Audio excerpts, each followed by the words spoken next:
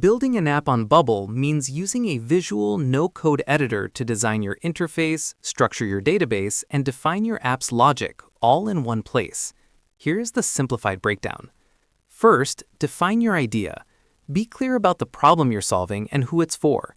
Then outline your core features. Focus on a simple MVP instead of building everything at once. Plan your database structure too.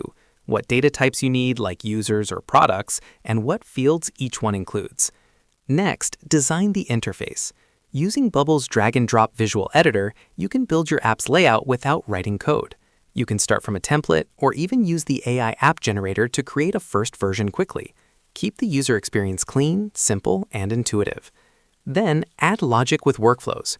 Workflows tell your app what to do when something happens, like when a user clicks a button or submits a form. You can also install plugins and connect APIs to tools like Stripe for payments or other third-party services. Finally, test and launch.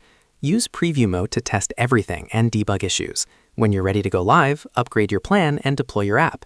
After launch, continue improving it based on user feedback.